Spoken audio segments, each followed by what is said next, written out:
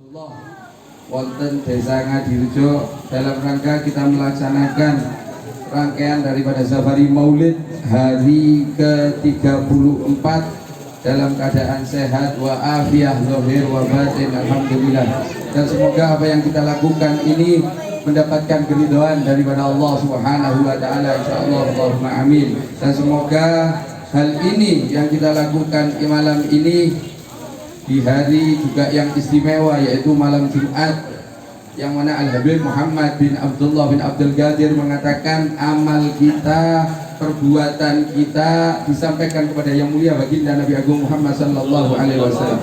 Termasuk rangkaian malam ke-34 daripada safari Maulid ini benar-benar menjadikan bahagia baginda Nabi Agung Muhammad sallallahu alaihi wasallam, dan beliau benar-benar mencintai kita semuanya, insyaallah, Allahumma amin. Salawat serta salam semoga selalu tercurah kepada junjungan kita yang mulia baginda Nabi Agung Muhammad sallallahu alaihi wasallam beserta seluruh keluarga beliau, sahabat beliau, para pengikut beliau, termasuk kita semuanya ila yaumil qiyamah, insyaallah, Allahumma amin. Hadirin hadirat rahimakumullah.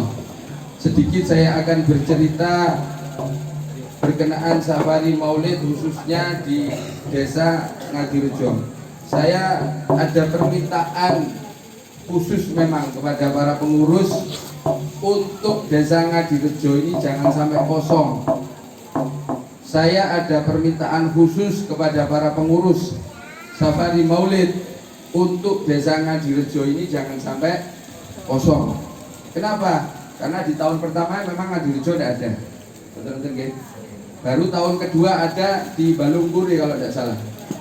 Balungpuri pun sempat goyang. Hasil alhamdulillah atas izin Allah tetap terselenggara. Dan malam ini di tahun ketiga daripada rangkaian safari Maulid, kita tetap bisa melaksanakan di Musola Abdullah. Dan tahun depan saya ada harapan kepada Allah Subhanahu wa taala, Ngadirejo tetap diadakan pembacaan kitab Maulid Simduturor dalam rangka safari Maulid, insyaallah, Allahumma amin. Kenapa? Saya tidak tahu. Saya juga tidak tahu. Ketika lewat daerah sini saya selalu menengok ke arah sebelah sana sebenarnya. Ada perempatan ini saya menengok sebelah sana. Saya bercerita sama Kang Ali daripada Qadim Majelis Ar-Rutbatul Aliyah. Kula pingin ngomongkenaken majelis niku mlebet mriko. Tidak tahu saya daerah mana ini. Perempatan Lambang itu arah ke, kalau dari Madiun arah ke kanan masuk sana. Tapi Allah Ta'ala takdirnya ke sini. Ya tidak tahu. Ada apa? Ya saya tidak tahu. Cuma saya pingin gitu. Pingin di Ngadirejo ini tetap ada rangkaian safari Maulid. Dan saya juga ada harapan. Permohonan saya kepada Allah Subhanahu wa taala ini diijabah, diberikan kelembutan hati daripada orang-orang Ngadirejo sehingga ada keinginan untuk menyambut daripada keinginan saya ini. Ijabah daripada Allah Subhanahu wa taala, Allah berikan, Allah jadikan lembut daripada hati para orang-orang Ngadirejo untuk menyambut keinginan saya ini. Jadi tidak repot-repot untuk cari tempat, karena tahun ini juga agak repot mencari tempat. Walhasil daripada salah satu jamaah sholawat umi, ya, Kang Sujud, Pak Nono, Pak Suparno, Pak Suwarno, ipar daripada Kang Anom. Jangan kalau seperap itu jelas lima orang nonton apa? Kesannya dari telas. Kolor waktu ipar daripada Kang Suroto. Ya ini akhirnya beliau berkenan untuk mengadakan safari tahun ini. Untuk tahun depan ya Allahu a'lam. Hadirin hadirat rahimakumullah. Kenapa kok di dalam rangkaian safari Maulid ini mungkin ada pertanyaan? Maulid kan banyak. Ada Maulid Jiba, ada Burda, ada Barzanji, ada Saraful Anam, ada Adya Ulami dan lain sebagainya, termasuk Simduturor ini. Kenapa kok dipilih daripada Maulid Simduturor? Jawabannya cuma satu, perintah daripada guru saya. Perintah daripada guru saya. Akan tetapi di situ ternyata banyak kebaikan yang ketika kita melaksanakan daripada perintah guru, insya Allah ada banyak kebaikan yang akan kita jumpai, yang akan kita temui. Ketika kita melanggar, akan banyak keburukan yang akan kita jumpai. Termasuk dulu yang pernah saya sampaikan, dawuh daripada Imam Habib Ali bin Muhammad bin Husain Al-Habsyi, Sohibul Maulid Simtuduror. Barang siapa yang melazimkan menjadikan kitab maulidku ini sebagai wirid, maka akan tampak di dalam dirinya sir Al-Habib Sayyidil Wujud Sayyidina Muhammad bin Abdullah sallallahu alaihi wasallam. Satu. Yang kedua, Habib Ali bin Muhammad bin Husain Al-Habsyi mengatakan, barang siapa yang ingin mendapatkan futuh daripada Allah Subhanahu wa taala, maka jadikan kitab maulid ini juga sebagai wirid, bacaan yang dilazimkan dibaca setiap hari. Futuh itu apa? Orang yang diberikan kefahaman oleh Allah Subhanahu wa taala. Menggunakan wasilah kitab maulid Simtuduror. Bahkan yang ketiga, ini belum pernah saya sampaikan. Banyak orang mengatakan bahwa kitab maulid Simtuduror ini sebagai kabar gembira bagi orang yang hidup di akhir zaman seperti kita saat ini. Kenapa? Karena ketika kita ibadah kepada Allah Subhanahu wa taala, kita jelas kalah dengan orang-orang terdahulu. Orang-orang terdahulu gemar melaksanakan sholat. Orang-orang terdahulu gemar melaksanakan wirid-wirid. Orang-orang terdahulu gemar membaca Al-Quran. Akan tetapi orang zaman sekarang sangat sedikit. Diakui atau tidak, senang atau tidak, silahkan dikoreksi pribadi masing-masing. Akan tetapi dengan hadirnya kitab maulid Simtuduror ini bisa menutupi kekurangan kita yang kita kalah jauh dengan orang-orang terdahulu. Mereka yang menduduki makom-makom di sisi Allah Subhanahu wa taala yang istimewa, insya Allah dengan kitab maulid ini akan menutupi kekurangan kita yang kita tidak begitu hobi qiyamul lail, yang kita tidak begitu hobi berat untuk melaksanakan wirid dan lain sebagainya. Baca Quran pun juga berat. Nah, dengan adanya kitab maulid ini, Al-Imam Al-Habib Ali bin Muhammad bin Husain Al-Habsyi mengatakan akan menambal daripada kekurangan-kekurangan orang zaman sekarang. Kenapa? Karena ini merupakan untaian syair cinta daripada Al-Imam Al-Habib Ali bin Muhammad bin Husain Al-Habsyi Sohibul Maulid Simtuduror kepada baginda Nabi Agung Muhammad sallallahu alaihi wasallam. Bahkan di dalam manaqibnya, Al-Imam Al-Habib Ali bin Muhammad bin Husain Al-Habsyi mengatakan, ketika saya menulis kitab maulid ini, Allah bukakan pintu-pintu untuk berhubungan langsung dengan baginda Nabi Agung Muhammad sallallahu alaihi wasallam. Saya ulangi, ketika beliau menulis untaian-untaian daripada manaqibnya Sayyidil Wujud, Allah bukakan pintu-pintu, bukan hanya satu pintu, banyak pintu dibuka oleh Allah Subhanahu wa taala untuk berhubungan langsung dengan baginda Nabi Agung Muhammad sallallahu alaihi wasallam. Ini menjadi salah satu sebab kitab maulid ini memiliki kedudukan yang tinggi. Secara pribadi saya, ketika guru saya mengatakan sekarang antum waktunya baca kitab maulid Simtuduror. Saya dulu kitab maulid yang saya lazimkan mulai saya SD kecil, setiap malam Jumat di Kota Malang, di Desa Polowijen saya membaca kitab maulid Tiba. Bahkan ketika saya pindah di Tamrin, Jalan Tamrin, saya setiap hari Sabtu baca maulid dengan anak-anak kecil. Yang saya baca adalah kitab maulid Tiba. Bahkan di sana yang terkenal adalah kitab Tibaan, akan tetapi yang dibaca Simtuduror. Kok bisa? Karena waktu itu guru saya sudah mengatakan, sekarang antum waktunya baca Simtuduror. Saya tidak tahu waktu itu. Dan saya tidak bisa membaca Simtuduror, itu saya tidak bisa. Akan tetapi suatu ketika saya silaturahim kepada beliau di Kota Malang, waktu itu hari Ahad, saya akan sudah pamit kepada beliau untuk pulang. Terus beliau mengirimkan pesan melalui SMS yang beliau bertanya, antum pulangnya jam berapa? Kalau antum pulangnya nanti malam atau dini hari, antum sempatkan hadir di Musola Ledok. Musola Ledok ini di Embong Arab di Kota Malang.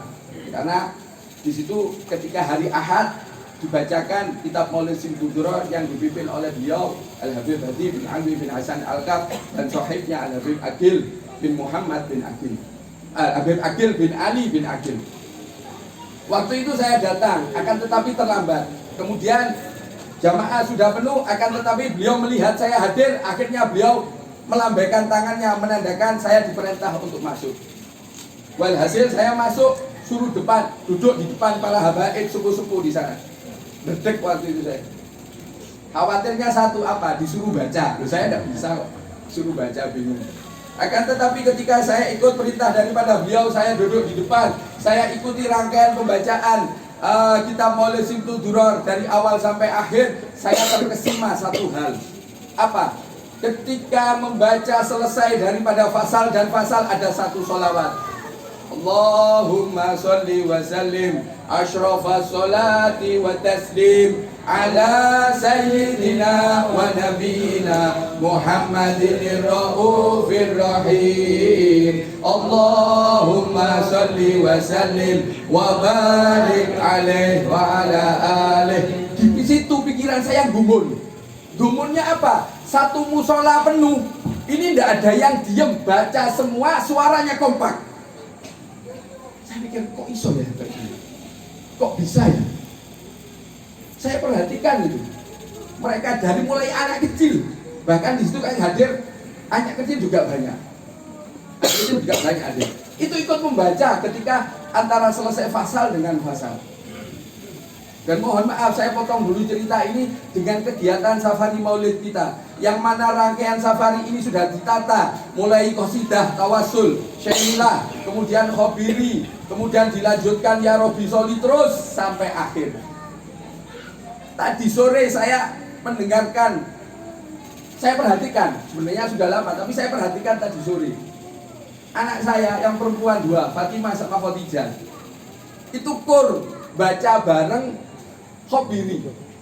Saya gumun sampai biasanya dulu sebelum dia hadir safari maulid, anak saya yang dinyanyikan losdol. Loh iya bener, yang dinyanyikan losdol. Anak saya Fatimah sampai joget TikTok. Di HP-nya di download TikTok, mumet saya. Loh ya mumet saya. Nah, akan tetapi tadi sore loh, anak saya berdua kur. Yang Khadijah bilang Hobili, karena dia nggak bisa R. Kalau nggak percaya nanti dia suruh bilang R, nggak bisa. Mesti Hobili, L. Saya begini, Insya Allah, saya berkata kepada diri saya dan saya minta kepada Allah Subhanahu Wa Taala, anak-anak kita semuanya diberikan rasa senang, rasa cinta dengan hal-hal yang kebaikan semacam ini, termasuk maulid semacam ini.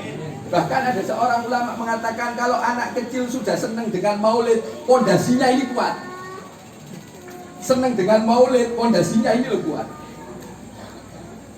Jauh melenceng, pasti akan kembali. Buktinya siapa? Saya mulai dari kecil, saya ingat ketika malam Jumat baca tiba, hadir saya mesti. Kalau tidak hadir, gebuki saya sama ibu saya. Malam Jumat gak datang, misalnya tempatnya jauh, dekatnya sungai, dan namanya Pak Juari.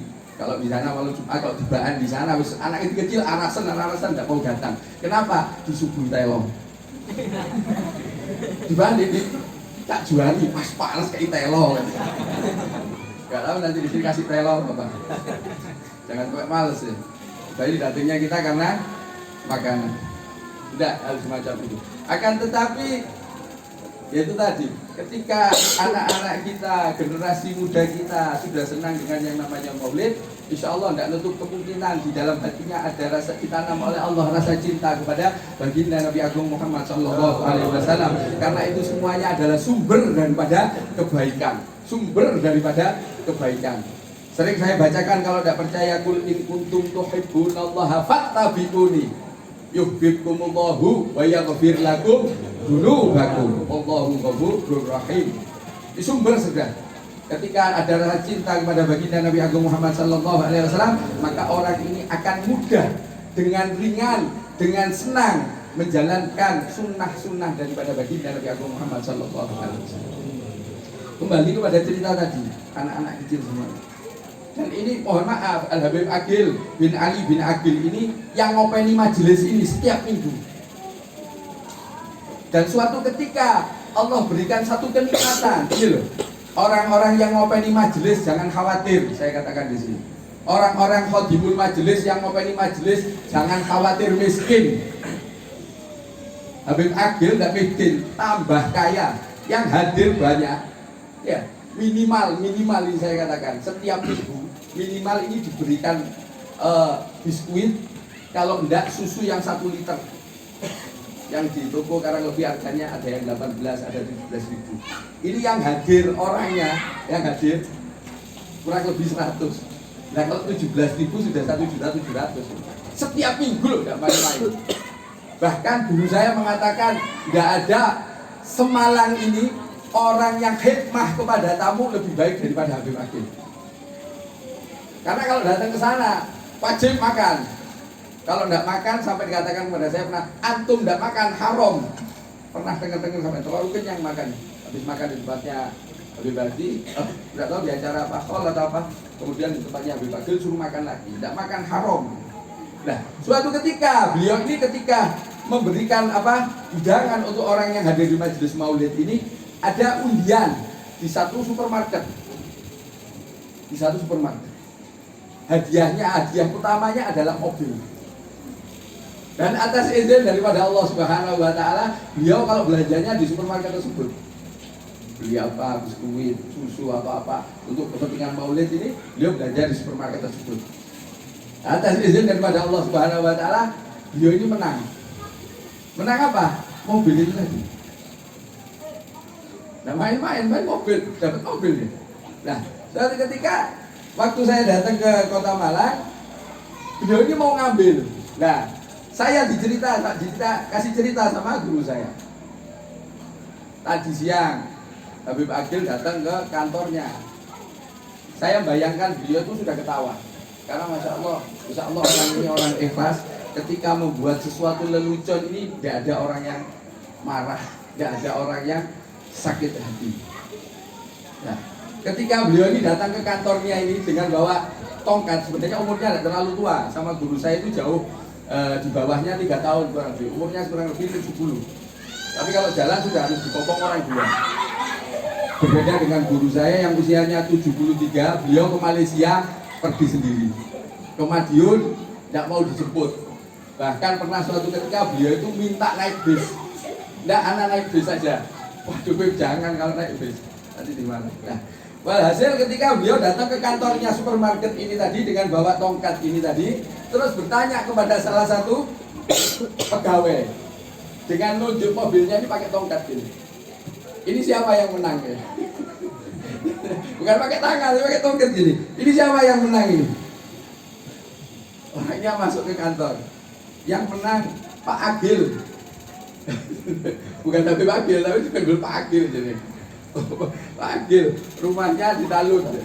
Oh iya. Kantornya mana? Ini. Saya yang menang mobil ini. Saya yang menang mobil ini. Hasil ketika saya silaturahim kepada beliau mengatakan, "Ye, tukun mobilku. Mobilku wis 3 iki. Gak cukup nek." Ya bayangkan, mobil ini maulid ojo wedi miskin. Mobil majelis tidak akan mungkin miskin. Tidak akan mungkin miskin. Nek usaha miskin bisa kan? Kalau maulid tidak mungkin miskin. Waktu saya datang, tukun mobilku wis 3, garasiku gak cukup. Anakku, aku siji, bojoku siji, anakku siji, kata itu. Rada ungas. Berapa, Beb? Ya wis gak larang-larang 150. Uang semua. Ya gak apa-apa mbek godhong, kata itu. Ngawur, ya beliau marah itu. Nah, ketika itu ada tamu juga, gak tahu Gus dari daerah Malang Selatan itu berniat membeli mobil ini. Ini cerita tentang Habib Akil. Saya kangen sama beliau karena pernah ingin mendatangkan beliau di Kota Madiun, tapi tidak hasil. Nah, ada Gus ini menawar mobilnya ini. Beb, kalau misalnya 100 bagaimana? Apa jawab Habib Akil? Rumah kamu becak. Nah, omongan-omongan seperti ini kan kasar gitu loh. Akan tetapi orang yang diajak ngobrol gitu, tidak sakit hati. Ini loh salah satunya tandanya orang ikhlas. Masya Allah gitu.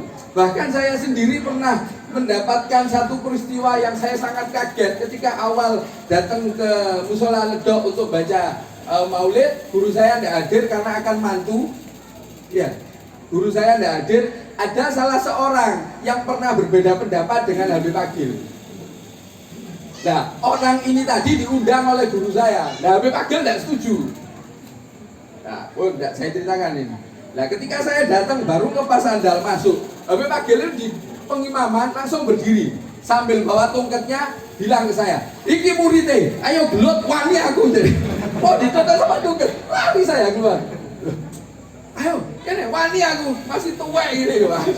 Saya sampai, ya Allah, ini ada apa gitu loh, saya kaget, sampai tidak berani masuk, sampai orang-orang kumpul banyak, baru beliau memanggil saya gini, masuk ya, kemudian saya masuk. Kemudian besoknya saya cerita sama guru saya, kemarin Habib Agil marah sama saya diajak berantem. Apa respon daripada guru saya? Tertawa tidak berhenti. Guru saya tertawa sampai tidak berhenti. Kemudian saya tanya masalahnya apa, kok sampai saya tidak tahu apa-apa ini, mau dipukul sama tongkat ini saya tidak tahu apa-apa. Akhirnya beliau cerita.